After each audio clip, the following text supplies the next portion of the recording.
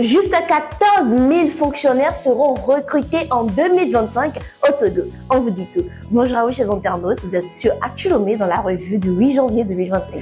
La première information de cette revue au Togo, l'usage du drapeau national désormais strictement réglementé dans les palais royaux.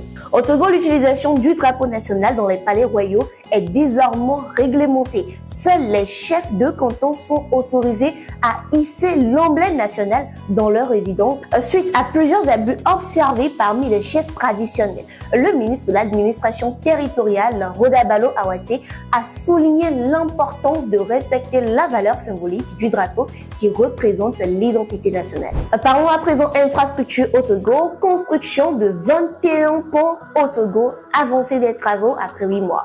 Le projet de construction de 21 ponts modulaires en acier et béton au Togo progresse rapidement.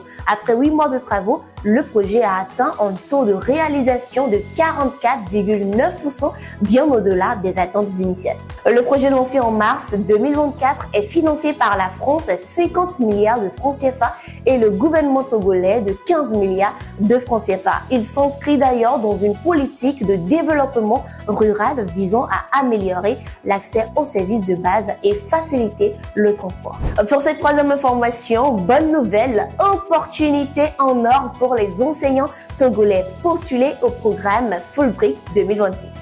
Alors, de quoi il est question? Le programme Fulbright 2026 est désormais ouvert aux enseignants togolais. Il leur offre la possibilité de suivre des cours, de mener des recherches et co-enseigner aux États-Unis. Le programme pour les étudiants étrangers, le master, exige 4 années d'études universitaires de bonne performance académique, une maîtrise de l'anglais et 2 ans d'expérience professionnelle. En effet, le programme de recherche senior est destiné aux enseignants titulaires d'un doctorat avec au moins 5 ans d'expérience. Les candidatures sont envoyées par mail avant les dates limites selon le programme choisi. Retrouvez-nous sur le site Actu Lomé pour plus d'informations. Nous enchaînons avec une autre belle nouvelle pour vous. Comme annoncé au début, l'État togolais va recruter 14 000 fonctionnaires en 2025. Vous avez les détails. Le gouvernement togolais prévoit de recruter 14 000 fonctionnaires en 2025 pour renforcer son administration publique. Ce recrutement, qui inclut la création de 8 000 postes dans l'éducation, vise à pallier la pénurie et à améliorer la qualité du système éducatif.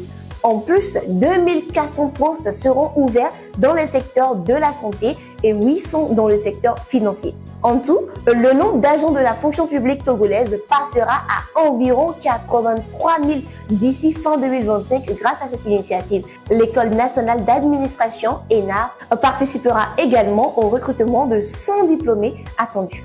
Et nous allons clore avec cette information internationale. Nous sommes en République démocratique du Congo. Peine de mort en RDC, le ministre de la Justice réagit aux critiques. Le ministre de la Justice de la République démocratique du Congo, la RDC, Constant Mutumba, a confirmé le maintien de la peine de mort pour lutter contre la criminalité, notamment à Kinshasa. Cette position fait suite aux condamnations de plusieurs membres de gangs urbains dans le cadre de l'opération Zéro Colonna Ndobo. Bien que près d'une centaine de jeunes délinquants aient été condamnés, aucune exécution n'a encore eu lieu. Le ministre a expliqué que les condamnés pouvaient toujours faire appel et que l'exécution nécessitait une demande de grâce présidentielle. Cette répression renforcée a, selon lui, permis une baisse significative de la criminalité à Kinshasa. Ce sera tout pour les actualités ce 8 janvier 2025 sur Actu Lomé. Lâchez-vous dans les commentaires, dites-nous que pensez-vous de cette initiative de peine de mort à Kinshasa.